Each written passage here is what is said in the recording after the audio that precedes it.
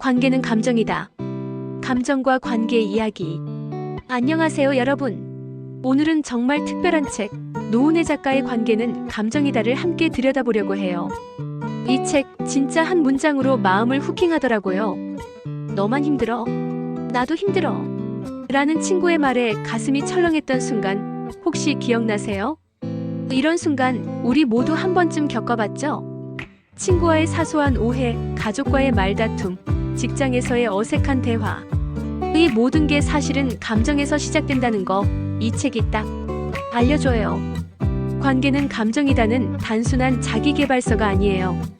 이건 우리 마음을 들여다보고 감정을 이해하고 관계를 더 따뜻하게 만드는 법을 알려주는 마치 좋은 친구 같은 책이에요. 자, 그럼 이 책의 매력 속으로 같이 빠져볼까요? 책의 줄거리 감정과 관계를 잇는 생생한 이야기들. 관계는 감정이다는 언어치료사이자 심리상담가인 노은혜 작가가 수년간 상담 현장에서 만난 사람들의 이야기를 바탕으로 쓴 책이에요. 저자는 말해요. 인간관계의 모든 문제는 결국 감정에서 시작돼요. 이 책은 총 4부로 나눠져 있는데 감정 이해하기, 감정 조절하기, 감정 표현하기, 그리고 관계 회복하기까지 단계별로 우리를 안내해요. 그냥 이론만 늘어놓는 게 아니라 진짜 우리 일상에서 공감 갈 만한 사례들로 가득 차 있어요. 몇 가지 이야기를 통해 책의 내용을 생생하게 풀어볼게요. 일부 감정이란 무엇일까? 첫 번째 파트는 감정이 뭔지, 왜 관계에서 중요한지를 깊이 파헤쳐요. 예를 들어 직장 동료 민수와 지은의 이야기를 들어볼까요? 민수는 팀에서 늘 밝고 긍정적인 친구로 유명했어요. 그런데 어느 날 팀 회의에서 지은이 열심히 준비한 제안을 듣고 그거 별로인 것 같은데? 라며 퉁명스럽게 말해요. 지은은 당황하고 상처받죠. 민수 왜 저래? 하면서 둘 사이엔 어색한 공기가 흐르기 시작해요. 근데 저자는 여기서 날카로운 통찰을 던져요. 민수의 그 퉁명스러운 반응, 사실은 그날 아침 상사한테 받은 날카로운 피드백 때문에 나온 감정의 잔재였던 거예요. 그러니까 민수도 모르게 감정이 터져나온 거죠. 이 장에서는 이런 사례를 통해 우리가 느끼는 감정이 관계에 얼마나 큰 영향을 미치는지 알려줘요. 저자는 독자들에게 감정 일지를 써보라고 제안해요. 하루 동안 내가 느낀 감정을 적어보면서 그 감정이 어디서 왔는지, 왜 그런 기분이 들었는지 천천히 들여다보는 거예요. 이 연습 하나만으로도 아, 내가 이렇게 느낀 이유가 있었구나 하는 깨달음이 온다고 하더라고요. 이부 감정을 다스리는 기술. 두 번째 파트는 감정을 조절하는 법을 구체적으로 다뤄요. 이 장에서 기억에 남는 사례는 주부 서연의 이야기예요. 서연은 남편이 집안일을 전혀 안 도와줘서 속상했어요. 설거지 좀 해줘 라고 말하면 남편은 나도 바빠 라며 툴툴대고 결국 둘 다 감정만 상하죠.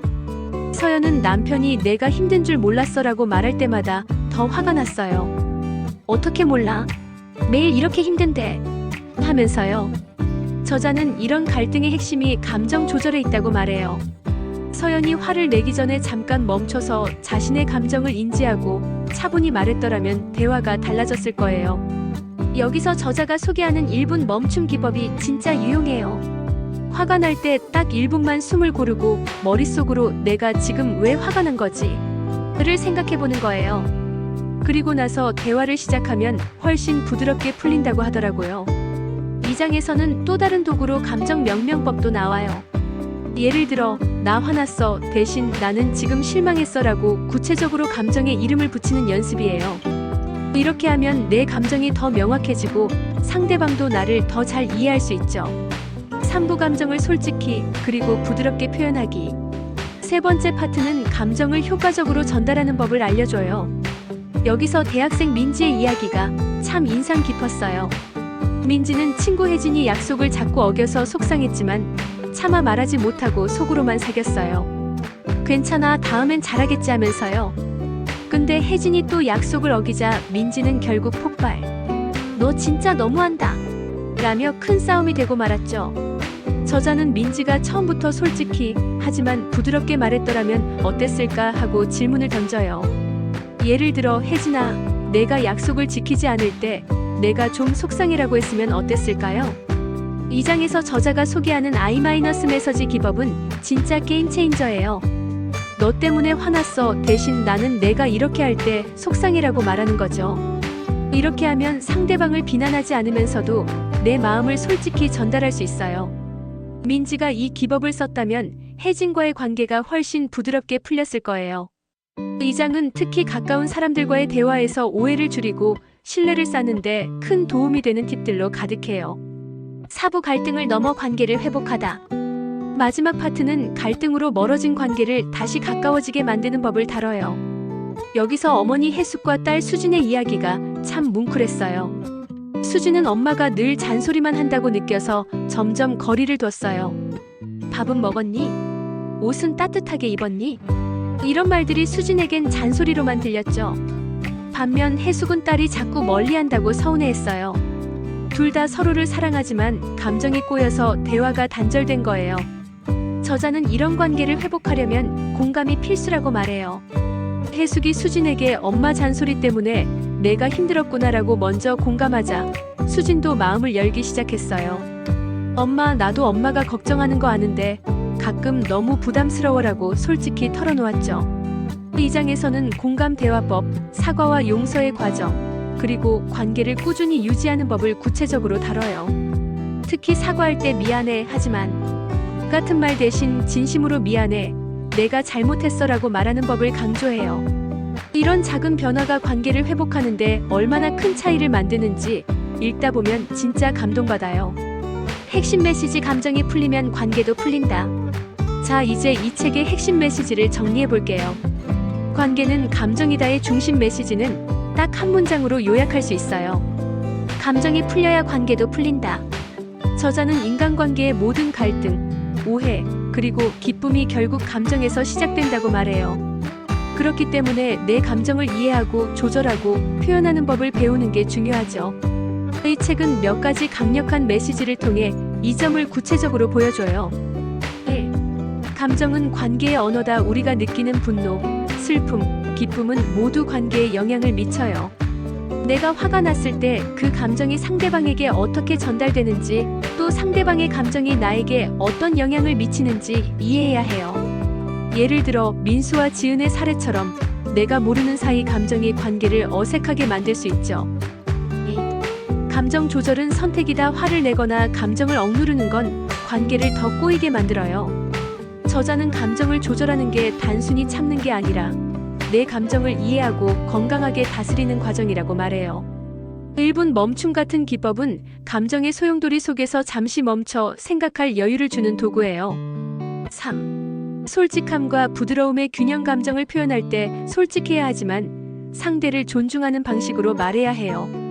I-메시지는 상대방을 공격하지 않으면서 내 마음을 전달하는 강력한 방법이에요. 이 기법은 특히 가족이나 친구처럼 가까운 관계에서 오해를 줄이고 신뢰를 쌓는 데 효과적이에요. 4. 공감은 관계의 다리다. 갈등이 생겼을 때 공감은 서로를 다시 이어주는 다리예요. 저자는 상대방의 감정을 진심으로 이해하려는 노력이 관계를 회복하는 열쇠라고 강조해요. 수진과 혜숙의 사례처럼 공감 한마디가 다쳤던 마음을 열 수 있죠. 이 메시지들은 그냥 이론이 아니에요. 저자가 상담 현장에서 수많은 사람들과 나누었던 대화에서 나온 진짜 삶의 지혜예요. 책을 읽다 보면 아, 이건 내 이야기다 하면서 공감 가는 순간이 한두 번이 아닐 거예요. 시사점 감정으로 더 나은 관계를 만들자. 이 책은 현대를 살아가는 우리에게 정말 중요한 시사점을 던져줘요. 첫째, 인간관계는 기술이나 전략이 아니라 감정에 뿌리를 두고 있다는 거예요. 우리는 종종 어떻게 말해야 설득할까 같은 대화 기술에 집중하지만 저자는 그보다 먼저 내 감정을 들여다보는 게 중요하다고 말해요. 특히 요즘처럼 SNS나 디지털 소통이 많아지면서 텍스트로 오가는 대화에서 감정이 오해되기 쉬워요. 예를 들어 카톡으로 알았어라는 한마디가 퉁명스럽게 느껴져서 관계가 어색해진 적 다들 있죠. 이 책은 그런 순간에 감정을 어떻게 다뤄야 하는지 알려줘요. 둘째, 감정 조절은 단순한 자기 개발이 아니라 삶의 질을 높이는 기술이에요. 내 감정을 다스리면 나 자신도 더 편안해지고 주변 사람들과의 관계도 더 건강해져요. 예를 들어 직장에서 상사한테 받은 스트레스를 동료한테 풀지 않고 잠시 멈춰서 감정을 정리한다면 그 하루가 훨씬 더 부드럽게 흘러갈 거예요. 셋째, 이 책은 관계 회복에 희망을 줘요. 가족, 친구, 연인 누구나 한 번쯤 멀어진 관계가 있죠. 저자는 공감과 소통으로 그 관계를 다시 가까워지게 만들 수 있다고 말해요. 수진과 해숙의 이야기는 특히 가족과의 갈등으로 고민하는 분들에게 큰 위로가 될 거예요. 아, 나도 엄마랑 이렇게 대화해보면 어떨까 하는 생각이 들더라고요. 마지막으로 이 책은 실용적인 도구를 제공한다는 점에서 정말 큰 장점이 있어요. 감정일지, 1분 멈춤, I-메서지 같은 기법은 복잡하지 않아요. 바로 오늘부터 써볼 수 있는 진짜 실생활에서 유용한 팁들이죠. 바쁜 현대인들에게 딱 맞는 실천 가능한 조언들로 가득 차 있어요. 독자들의 반응 위로와 실천의 완벽한 조화. 관계는 감정이다는 출간 이후 독자들에게 큰 사랑을 받았어요. YES24 알라딘 같은 온라인 서점 리뷰를 보면 독자들은 이 책을 따뜻하고 실질적인 조언으로 가득한 책이라고 입을 모아 칭찬해요. 한 독자는 친구랑 다퉜을 때 I-메서지 기법을 써봤는데 대화가 훨씬 부드럽게 풀렸다고 했어요. 또 다른 독자는 감정일지를 써보면서 내 감정을 처음으로 제대로 들여다봤다. 그게 관계를 바꾸는 첫걸음이었다고 감동적인 후기를 남겼죠. 특히 저자의 문체가 큰 호응을 얻었어요. 노은혜 작가는 마치 상담실에서 이야기하듯 따뜻하고 공감 가는 문장으로 독자와 소통해요. 한 독자는 책을 읽는 내내 친구랑 차 한잔 마시며 이야기하는 기분이었다고 했어요. 이 책은 특히 2030대 독자들에게 큰 인기를 끌었어요. 사회생활을 시작하면서 인간관계의 복잡함을 처음 마주한 분들에게 이 책은 마치 등불 같은 가이드가 되어졌죠. 다만 일부 독자는 책이 감정에 너무 초점을 맞춰서 직장, 상사와의 갈등이나 비즈니스 커뮤니케이션 같은 상황에 대한 구체적인 조언이 더 있었으면 좋았을 거라고 말했어요. 그래도 대부분은 이 책이 감정을 이해하고 관계를 개선하는데 실질적인 도움을 줬다고 평가했어요. 특히 공감 대화법을 통해 가족과의 관계를 회복했다는 후기가 많았어요. 한 독자는 엄마랑 대화하면서 공감 한마디를 건넸더니 오랜만에 진짜 따뜻한 대화를 나눴다며 눈물을 글썽였다고 하더라고요. 결론, 당신의 관계 이야기는 어떤가요? 자, 여러분.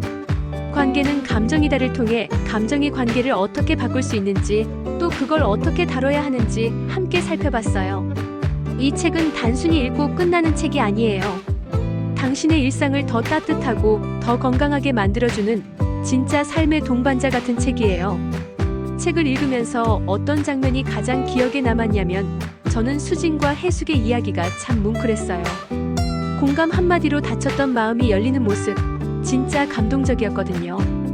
여러분은 어때요? 이 책을 읽으셨다면 어떤 부분이 가장 와닿았나요? 혹은 아직 안 읽으셨다면 어떤 인간관계 고민을 풀어보고 싶으신가요? 친구와의 오해, 가족과의 갈등, 직장에서의 어색함, 어떤 이야기든 댓글로 공유해주세요. 여러분의 이야기가 또 다른 누군가에게 큰 위로와 영감을 줄 수 있거든요. 그럼 다음 영상에서 또 만나요. 구독과 좋아요 잊지 말아주세요.